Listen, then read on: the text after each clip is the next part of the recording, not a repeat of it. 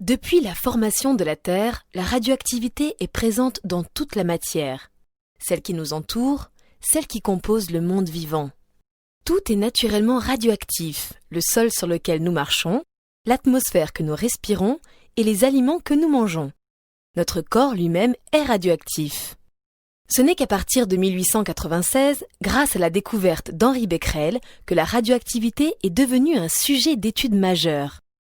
Traitement de tumeurs cancéreuses et autres applications médicales, production d'énergie électrique et d'armes stratégiques de dissuasion, datation de vestiges archéologiques. Ces applications ont profondément marqué le XXe siècle. Comme d'autres à son époque, le physicien allemand Wilhelm Conrad Röntgen étudie les rayons cathodiques grâce au tube inventé par William Crookes vers 1875. En novembre 1895, lors d'une expérience, il découvre par hasard la présence de rayons inconnus, invisibles et distincts des rayons cathodiques. Il les appelle rayons X. Présentée à l'Académie des sciences de Paris, cette découverte attire l'attention d'Henri Becquerel, physicien français et spécialiste des phénomènes de phosphorescence. Il se demande alors si toutes les substances phosphorescentes émettent des rayons X et tente de le vérifier au cours d'une expérience réalisée en 1896 qui le conduira à découvrir la radioactivité naturelle. Becquerel utilise des sels d'uranium dont la phosphorescence a une très courte durée. Pour entretenir cette phosphorescence, l'échantillon doit être éclairé par le soleil. Et pour déceler leur rayonnement, il a recours à la photographie, un procédé dont il se sert couramment et qu'il maîtrise parfaitement. En janvier 1896, Becquerel enveloppe une plaque photographique dans du papier noir pour qu'aucune lumière ne puisse l'impressionner. Puis, il dépose dessus une plaque de cuivre et un échantillon de sel d'uranium.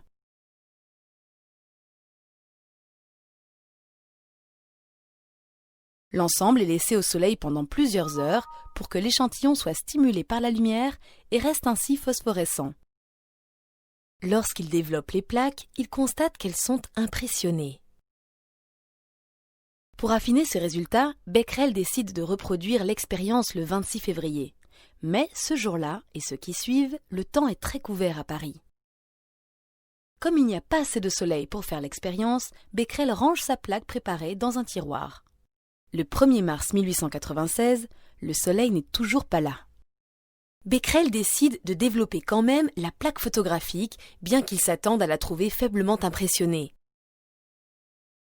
Quelle surprise! La plaque photographique, qui n'a jamais été exposée aux rayons du soleil, est fortement impressionnée. Pour expliquer ce phénomène, Henri Becquerel émet une hypothèse.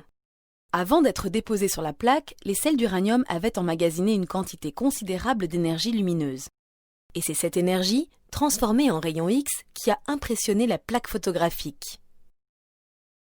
Pour vérifier son hypothèse, Becquerel dispose des composés d'uranium dans une boîte de plomb qu'il enferme dans son tiroir le temps que l'énergie lumineuse, éventuellement emmagasinée, disparaisse complètement.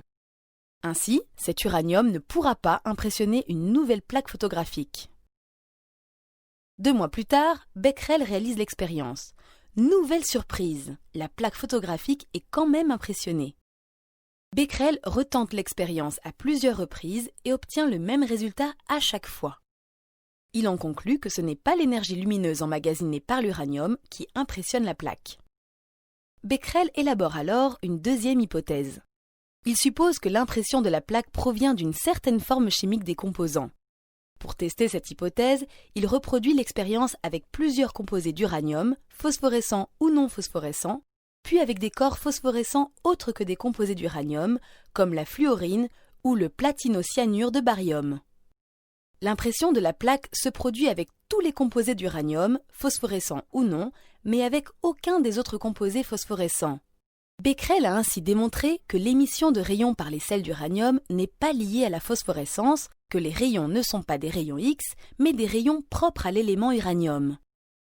Il les appelle rayons uraniques et communique ses résultats à l'Académie des sciences. Moins spectaculaires que les rayons X de Röntgen, les rayons uraniques de Becquerel suscitèrent, au départ, peu d'intérêt parmi la communauté scientifique. Il fallut attendre 2 ans et les travaux de Marie Curie, rejointe par son mari Pierre Curie, pour que l'importance de la découverte de Becquerel soit mise en évidence. En montrant que des corps autres que l'uranium émettent spontanément des rayons uraniques, ils ont défini plus précisément ce phénomène majeur de la nature qu'est la radioactivité, c'est-à-dire l'émission de radiation par une substance inerte sans apport d'énergie extérieure. Qu'a donc fait Becquerel? Il a suivi une démarche scientifique. D'abord, il a observé un phénomène et défini un problème.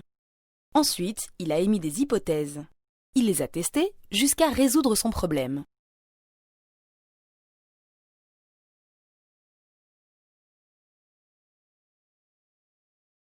Il a élaboré une théorie qu'il a ensuite validée.